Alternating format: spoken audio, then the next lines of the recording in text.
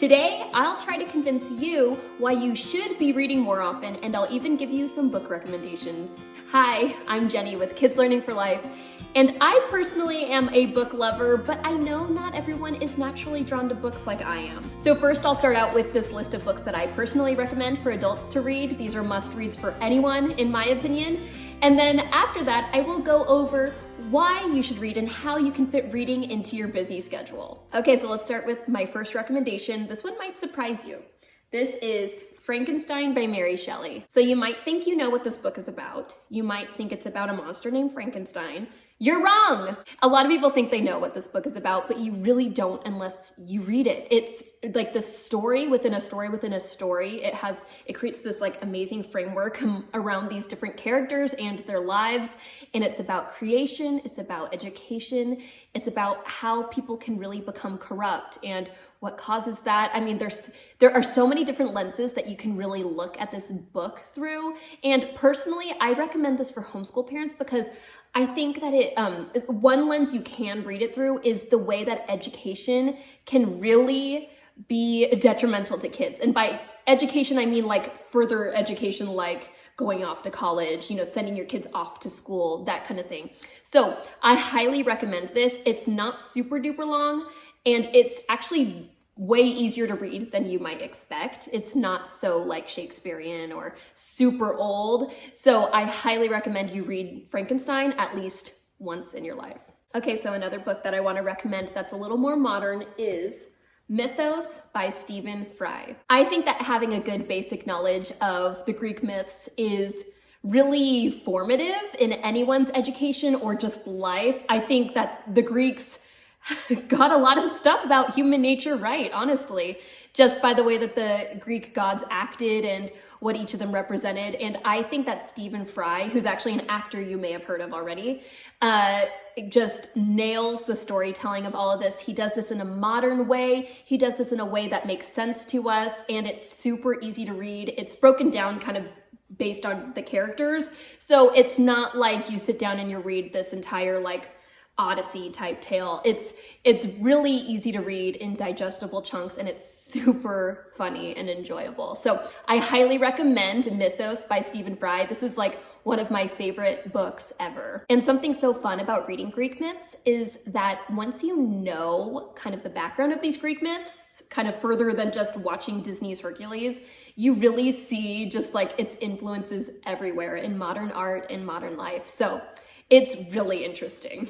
And another note about this book is that it is definitely for adults. So even though it might be fun to go over Greek myths with your kids, this is not the book to do that with. This is for adults. There are probably other really great versions of Greek myths for kids. This is not that. Okay, I'm excited to talk to you about the next one. The next one is Shakespeare.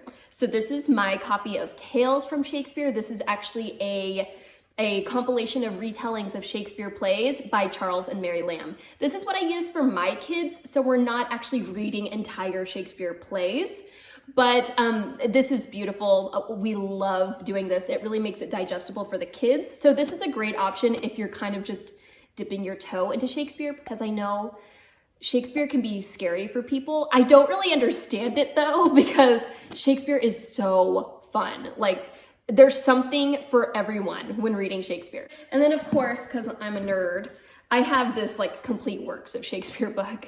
So this is all of them. And it's kind of hard to read because it's so tiny, but there's really good editions of Shakespeare plays that are just like individual plays. And there are helpful versions. There are like the Arden versions, the Folger editions. So you can find Shakespeare pretty much anywhere to buy. And I really want to challenge you, if you do read Shakespeare, go into it with an open mind, because even I, as someone who grew up doing plays and doing Shakespeare plays, was a little nervous about just reading a straight up Shakespeare play, but I found it way more accessible than I was even expecting, honestly. So I highly recommend reading Shakespeare at least once in your life. It could be an extremely empowering experience for you. So my personal favorite Shakespeare play is Macbeth. This is also his shortest play, so it might be a good place for an adult beginner to start. Or something, if you don't want like a bloody tragedy, you could always do something fun like Twelfth Night. That's my kid's personal favorite. And then, you can also just watch a Shakespeare play after you read the play, or you can kind of watch along as you finish each act. There's so many ways to do Shakespeare. There are so many resources out there to learn Shakespeare, and honestly, it all just starts with the text. So read a Shakespeare play. And I definitely wanted to mention something nonfiction here. So oh gosh, my books are falling off. I wanted to mention Home Education by Charlotte Mason. This is book 1 of Charlotte Mason's Home Education series, and it is a must read for any homeschooler, even if you're not a Charlotte Mason homeschooler. And something fun about this is that this is the book that Stacey and I will be doing on our summer book club this summer. That starts June 22nd. So I wanted to make sure to mention this so you have time to grab your own copy of this book. So I'll put a link to a version below that is really beautiful. It's actually this exact one. And you can read this with us this summer. And I'll also make sure to link above and in the description below to my video detailing all the details about our summer book club. And lastly, for someone who wants like maybe more of a mystery or something digestible, like kind of like a series of short stories, I would recommend The Innocence of Father Brown by G.K. Chesterton. Chesterton is hands down my favorite author, and his works did so much to influence future authors like C.S. Lewis and Tolkien. So he is a must read. And I think that if you're just getting started reading classic things or even reading anything by Chesterton, these mystery stories that star Father Brown, the character of Father Brown, are super accessible and so good. This is just book 1 in the Father Brown series. There's a whole bunch of them. I also have a copy of The Wisdom of Father Brown, which is the next one. And these are just like short stories, and they're all mysteries, and they all get tied up in a pretty little bow at the end.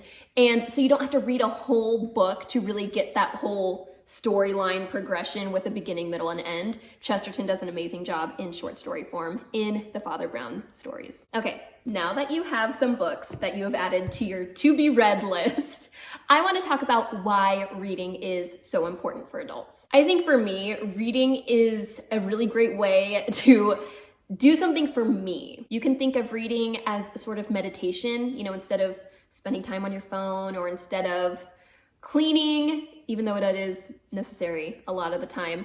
You can sit and read a book and fully focus on something, and it clears my mind, and it feels so good to do that every now and then. I mean, whenever I have like a quiet few minutes, even if it's just 5 minutes that I know the kids are busy doing something else, or maybe my husband took them to run errands or something, I steal away to read a book. It is so calming, and it's a really great way to center yourself. Now, another great thing about reading is that it gives your mind brain food. So many books, like including this list that I gave you, and the vast majority of classic literature out there, is so much better for your brain than sitting there scrolling through your phone. I mean, if you're reading books of substance, then they're really opening up your mind to new ideas, and your mind is also able to create connections that you might not have been able to make if you weren't reading something, or multiple books for that matter. Not only is the time spent reading really important for your brain to do some work,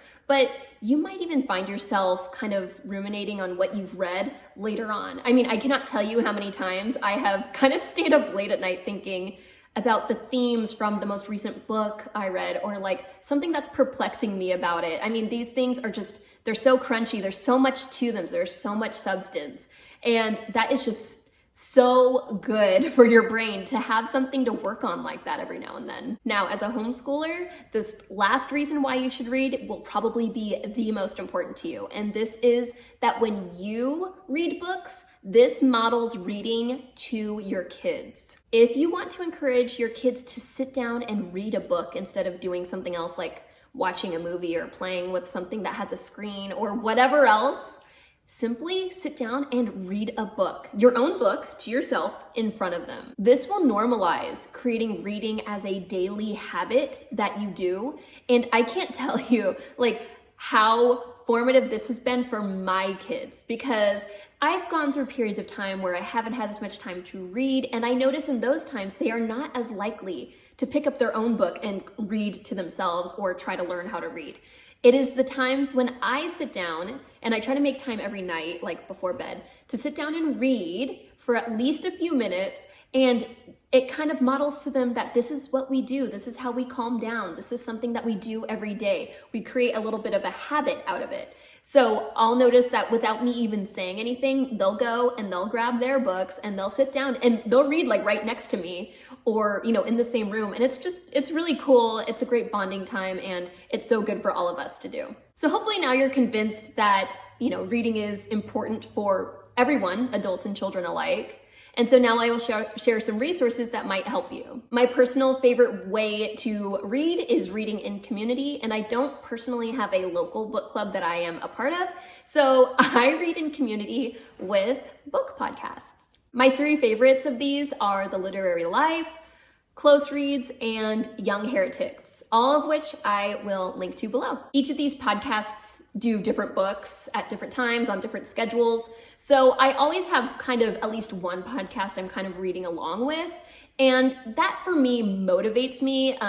Depending on the book choices, it might be completely out of my comfort zone. And so it's forced me to go outside of my comfort zone, read things that I might not necessarily read, by my own choice. So that's been a great growing experience. So I highly recommend anyone who doesn't really know where to start to kind of start with what these podcasts are reading so that you can read along with them. The hosts of the Literary Life podcast even have their own classical education school called the House of Humane Letters. I will link to them below. They offer all these humanities classes that are really essential to a classical education, if that's what you're going for yourself or your kids. So I believe they offer these classes in age ranges from middle school, high school, and even for adults. So like I said, I'm gonna link to them below and you can see what kind of classes they have to offer and if you might wanna sign up for one.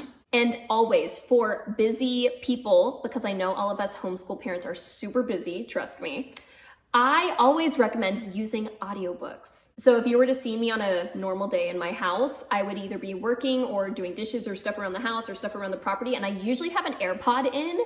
I'm not ignoring my kids, but what I'm doing is I'm listening to audiobooks. The place that has the best selection of audiobooks, in my opinion, is Audible. So I will put a link below in the description because we have a whole thing that we can offer to you that gives you 1 free month of Audible. They have basically any book that you can imagine, and they also usually have a variety of readers that you can choose from for each book. So you can find one that works for you. There are also a lot of celebrities that read Audible books now, so that's kind of cool. And yeah, so check out that link below if you would like a free month of Audible. They have the best selection by far. And then of course, there's always resources that your local library has to offer. If you go to the library in person, obviously there are lots of books to check out. I'm kind of like the book reservation queen. I love to put books on hold because I just know that I'm not gonna remember to go get it when I'm there.